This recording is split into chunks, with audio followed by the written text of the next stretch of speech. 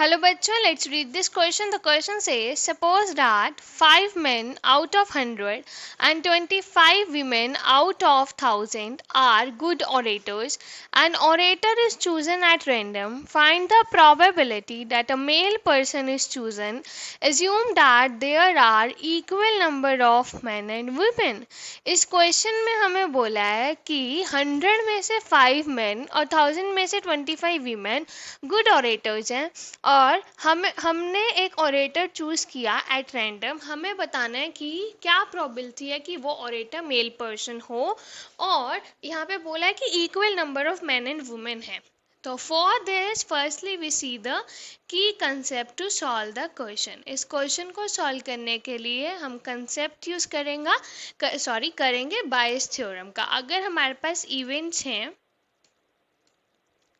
U1, U2 and A, ये हमारे events हैं, then probability of U1 given A is equal to probability of U1 multiplied with probability of A given U1 divided by probability of U1 multiplied with probability of A given U1 plus probability of U2 multiplied with probability of A given U2।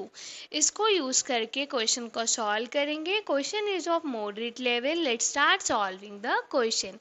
सबसे पहले हम यहाँ पे late करते हैं कि हमारे पास 3 events हैं। U1 जो इवेंट है वो है चूजिंग मैन को चूज करने का।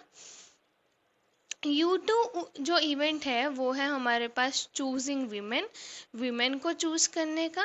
और A हमारा एक इवेंट है ऑरेटर को चूज करने का, चूजिंग ऑरेटर। अब हमें यहाँ पे बोला equal number of men and women है, that means probability of U1 भी हाफ होगी और प्रोबेबिलिटी ऑफ U2 भी हाफ होगी, क्योंकि equal number of main women मतलब प्रोबेबिलिटी हाफ हाफ। अब हम यहाँ पे देखेंगे कि मैन को हम ऑरेटर चूज कर रहे हैं और वो ऑरेटर जो है वो मैन है, तो that means probability of orator given it is a man, then this is equal to 5/100 or probability of good orator provided from women this is equal to 25 divided by 1000।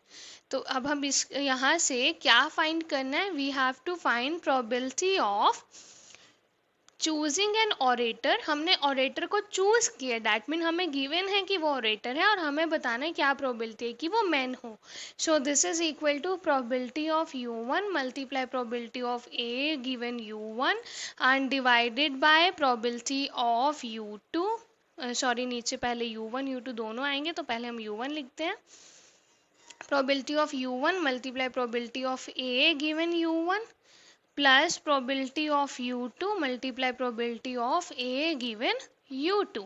अब हम इसकी values put करेंगे। So this is equal to probability of U1 कितनी है, half, multiply with probability of A given U1 कितनी है, 5/100 and this divided by probability of U1 half है, multiplied by probability of A given U1 is 5/100 plus probability of U2 half है, multiply probability of A given U2 is 25 divided by 1000। तो यहाँ से अगर इसको solve करेंगे this is equal to, यहाँ पे आएगा 5, सॉरी अगर हम इसको पहले सॉल्व कर लें कटिंग करके तो ये आएगा हाफ मल्टीप्लाई, यहाँ पे कट किया तो 1/40 whole divided by half multiply 1/40 plus half multiply यहाँ पे 25/1000 कट होके 1/80 आएगा। अगर हम यहाँ पे इसको सॉल्व करेंगे this is 1/80 divided by 1/80 plus 1/60 1/160। अब इसका एलसीएम लेंगे so this is equal to 1/80 हमारे पास है, एलसीएम हमारे पास आएगा 1/60, तो यहाँ आ जाएगा 2 + 1, तो यहाँ से क्या आएगा, this is equal to 1/80 multiplied with 1/60, sorry 160 divided by 2 + 1 is 3, तो ये 0 से 0 कैंसिल, ये कैंसिल हुआ 2 पे, so this is equal to 2/3। So the final answer is 2/3। Hope you understood it well. Best of luck. Thank you.